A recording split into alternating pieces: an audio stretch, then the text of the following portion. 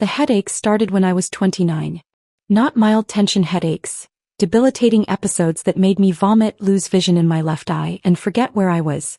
I was an elementary school teacher at Riverside Academy, missing days because I couldn't see well enough to drive. Cluster headaches with atypical features, Dr. Jennifer Walsh said after weeks of testing. But there's something else. The MRI shows an arteriovenous malformation in your brain, an AVM.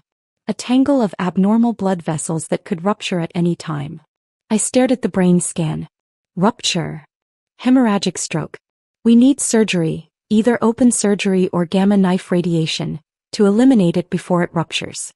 Without treatment, you have about 15% annual risk of a life-threatening brain bleed. Surgery was scheduled for June. Cost after insurance, $52,000.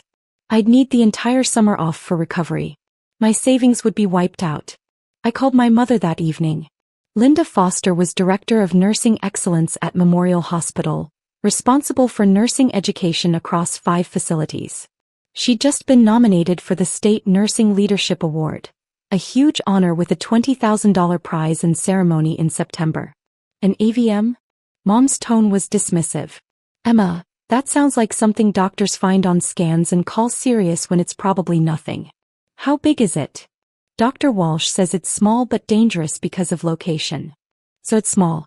They probably want surgery to make money. Have you tried migraine medication? Mom, this isn't migraines. This is abnormal blood vessels that could cause a stroke. Honey, I've been a nurse for 3 decades. Doctors love to scare patients. 15% chance.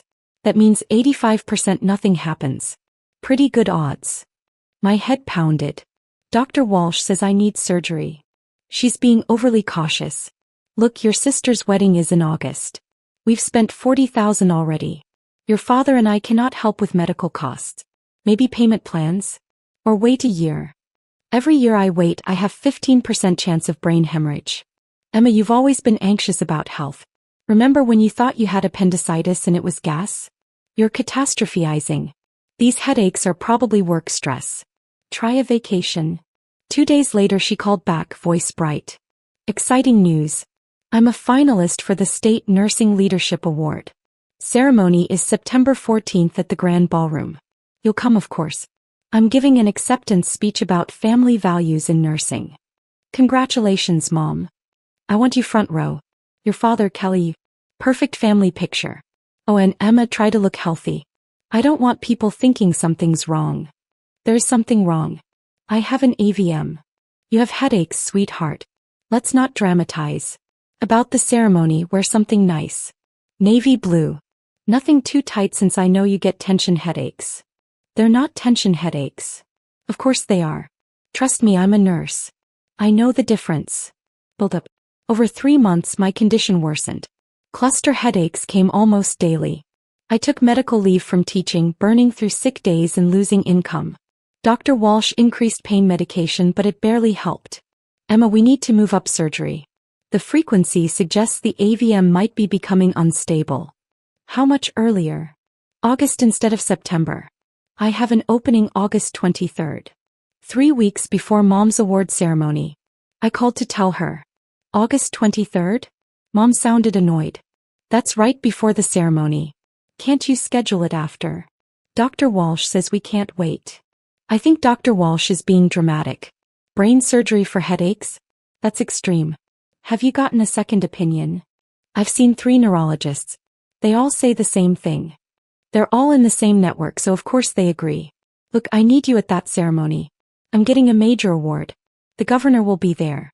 I've written my speech about nursing and family. You not being there would be embarrassing. Mom, I'll be recovering from brain surgery. How long is recovery? 4 to 6 weeks. So you'll be fine by September 14th. Perfect. Schedule follow-ups around the ceremony. I need you there looking healthy and supportive. I started documenting everything. Every call where Mom minimized my AVM. Every text calling it just headaches. Every email prioritizing her ceremony over my surgery. I kept medical records. The MRI, surgical recommendations, documentation of worsening headaches. 2 weeks before surgery I had the worst headache of my life. Vision loss, confusion, severe vomiting. I called 911. They admitted me 3 days to rule out hemorrhage. Mom visited once, 30 minutes. This seems like an overreaction, Emma. I've had migraines. You just need a dark room. I was in the ER because they thought my AVM ruptured. But it didn't, right? I told you doctors were being dramatic about the danger. A nurse checked my vitals. After she left, Mom lowered her voice. Emma, please don't tell people about this hospital stay. Word gets around in medical circles. I don't want people at my ceremony asking about your health. It would take attention from my achievement. You want me to hide that I almost had a brain hemorrhage? I want you to be discreet. This is my big moment. I've worked my entire career for this recognition. Can you please just let me have this without making it about your medical drama? Surgery went forward August 23rd.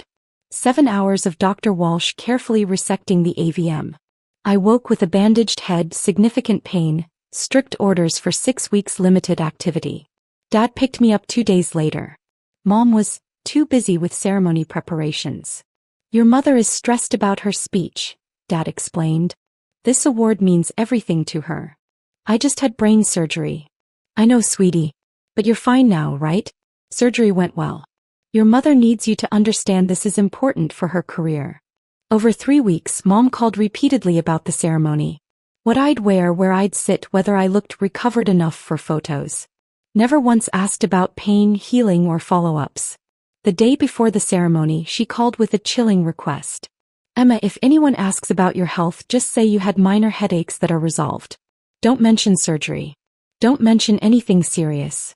Can you do that? You want me to lie about brain surgery? I want you to be tactful. There's media, nursing administrators from across the state. I don't want my ceremony turned into discussion about your medical issues. My issues you've called just headaches for 4 months? Emma, don't start. Wear the navy dress, smile for photos, and please don't embarrass me. Revelation. The ceremony was held at the Grand Ballroom. 300 nurses, administrators, and healthcare executives filled the room. I sat front row between Dad and Kelly, my head still tender where they'd cut into my skull 3 weeks earlier. After several smaller awards, the MC announced the main event. State Nursing Leadership Award to Linda Foster for exemplary work in nursing excellence and embodiment of family values in healthcare. Mom walked to the stage in a burgundy gown, glowing with pride. She accepted the Crystal Award and stepped to the podium. Thank you for this incredible honor. I've dedicated my career to excellence in nursing because healthcare is about compassion, about listening to patients, about taking their concerns seriously. I shifted uncomfortably. As a mother and nurse, I've believed in leading by example. My family has taught me the importance of balance, being there for people you love while maintaining professional excellence. Kelly glanced at me uncomfortably. Sometimes in healthcare we encounter people who dramatize symptoms, who seek attention through exaggerated medical complaints. As nurses, it's our job to discern between real medical need and anxiety-driven catastrophizing. My hands clenched. I've seen this in my own family. My daughter has struggled with headaches, simple migraines she's convinced herself are serious. Doctors always want extreme interventions. But as an experienced nurse, I know the difference between genuine emergency and drama. People started looking at our family. I tell my staff the same thing I tell my daughter. Not every headache requires brain surgery. Sometimes people just need to relax, take ibuprofen, and stop seeking attention through medical. Linda. A woman's voice from the back. Everyone turned. Dr. Jennifer Walsh stood up, wearing a formal dress with a name tag identifying her as a sponsor. Her neurology practice had donated $10,000 to the Nursing Scholarship Fund. Dr. Walsh, the MC said nervously. Did you have a question? I have a clarification. Dr. Walsh walked down the aisle, heels clicking on marble. Linda Foster just publicly stated her daughter has simple migraines and doesn't require brain surgery. I'm that daughter's neurologist. I performed an AVM resection on her 3 weeks ago. The room erupted in whispers. Mom's face went white. This is private. You made it public when you used your daughter's condition as an example in your acceptance speech, Dr. Walsh said coldly. She pulled out her phone. With the patient's permission, I'm going to show everyone what simple migraines look like. You can't. Medical privacy. Emma signed a release this morning specifically authorizing me to share her medical information at this event. Dr. Walsh looked at me. I nodded. The ballroom screen switched to my brain MRI. The AVM was clearly visible, a dangerous tangle of blood vessels in my temporal lobe. This is an arteriovenous malformation, Dr. Walsh said, her voice carrying through shocked silence. Emma Foster had 15% annual risk of fatal brain hemorrhage. This isn't migraine. This isn't anxiety. This is a life-threatening vascular abnormality that required 7 hours of surgery to resect. She swiped to surgical photos from my operation. Linda Foster spent 4 months telling her daughter this was just headaches. She told Emma to try ibuprofen. She discouraged surgery because it was inconvenient for family events. She asked Emma to hide her brain surgery from people at this ceremony because it would be embarrassing. Mom tried to speak but no sound came. Dr. Walsh turned to the audience. 3 weeks ago, I cut into Emma Foster's skull to remove an AVM that could have killed her at any moment. Today I listened to her mother, a nursing leadership nominee, publicly dismiss that surgery as unnecessary drama. The State Nursing Association president stood from the judge's table. Dr. Walsh, do you have documentation of these statements? Extensive documentation. Voicemails, texts, emails. All provided by Emma, who started documenting when her mother refused to acknowledge the severity. Dr. Walsh pulled up a text on screen. From Mom's phone. Emma, you're catastrophizing about headaches again. Stop being dramatic.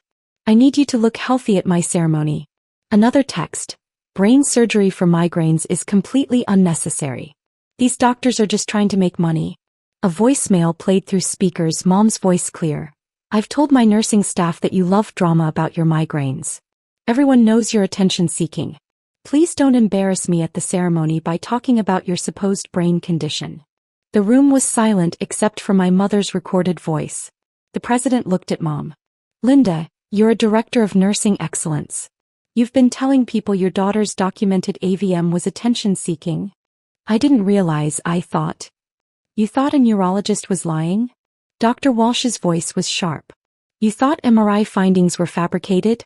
Or did you just not care because your daughter's brain surgery was inconvenient for your award ceremony? Mom started crying. The president motioned to security. We need to pause this ceremony. Linda, please step aside. The board needs to discuss this. Resolution. The State Nursing Association Board convened an emergency meeting lasting 2 hours. They reviewed all documentation. My medical records, Mom's dismissive messages, the timeline of her prioritizing the ceremony over my surgery. The decision was unanimous. The State Nursing Leadership Award was revoked. The official statement cited, conduct fundamentally incompatible with nursing values, and demonstrated lack of compassion and medical judgment. The $20,000 prize was redirected to a scholarship fund for nursing students studying neurology. The story hit medical news within 24 hours. Nursing award winner dismissed daughter's brain surgery as drama, read one headline. Memorial Hospital launched their own investigation. Multiple staff confirmed Mom had been using me as an example in nursing education, telling staff I was attention-seeking about headaches and they should watch for patients like me who dramatize minor conditions. She was removed as Director of Nursing Excellence 2 weeks later. The hospital couldn't keep her in a role focused on nursing values after she'd publicly dismissed her daughter's brain surgery. Dad called once, voice shaking. Dr. Walsh humiliated your mother in front of 300 people. You authorized her to share your medical information. How could you? Mom used my medical condition in her speech as an example of dramatic attention-seeking. I authorized Dr. Walsh to correct the record. Your mother's career is destroyed. 30 years of work gone. She told people my brain surgery was unnecessary drama while I was 3 weeks post-op. You're vindictive and cruel. Don't contact us again. Neither parent has spoken to me since. Kelly sent one text. You ruined Mom's biggest achievement. Hope you're proud. I didn't respond. The medical community rallied around me. Dr. Walsh received support letters from neurology colleagues nationwide. Several nurses reached out saying they'd had similar experiences with family dismissing medical conditions. The Nursing Association used the incident to create training materials about recognizing serious medical conditions, even in family. My case, anonymized, became an example in nursing ethics courses. Mom's career never recovered. She got a staff nursing position at a small clinic, but her reputation was destroyed. Everyone in healthcare knew about the director of nursing excellence who'd called her daughter's brain AVM, just headaches. 6 months post-surgery I was fully recovered. The AVM was gone. The cluster headaches had vanished. Dr. Walsh said they'd probably been caused by the AVM all along. I returned to teaching full-time. Last month I ran into one of Mom's former colleagues at a bookstore. She recognized me from the ceremony. After everything came out, several of us realized we'd been dismissing patients' neurological complaints because Linda taught us to watch for dramatic patients. We've all had to re-examine our practice. You probably saved lives by speaking up. I didn't speak up. Dr. Walsh did. But you documented everything. You gave her permission to share the truth. That took courage. I nodded, my hand touching the scar hidden under my hair. Mom had spent 30 years building a career in nursing excellence. She'd been nominated for the state's highest nursing honor. And she'd used her acceptance speech to publicly dismiss her daughter's life-threatening brain condition as attention-seeking drama. Dr. Walsh had simply shown the medical evidence. Some people might say I should have protected my mother, refused the release, let her have her moment. But I was sitting in that audience 3 weeks after brain surgery, listening to my mother tell 300 healthcare professionals that I was catastrophizing about migraines. Dr. Walsh didn't destroy my mother's career. My mother did that when she chose to use my medical crisis as an example in her awards speech, not knowing my neurosurgeon was in the audience. She prioritized her image over my brain surgery, her ceremony over my survival, her award over basic maternal compassion. The medical scans didn't lie. The surgical records didn't exaggerate. The documented AVM was real, dangerous, and potentially fatal. And unlike my mother's version of nursing excellence, the truth doesn't care about award ceremonies.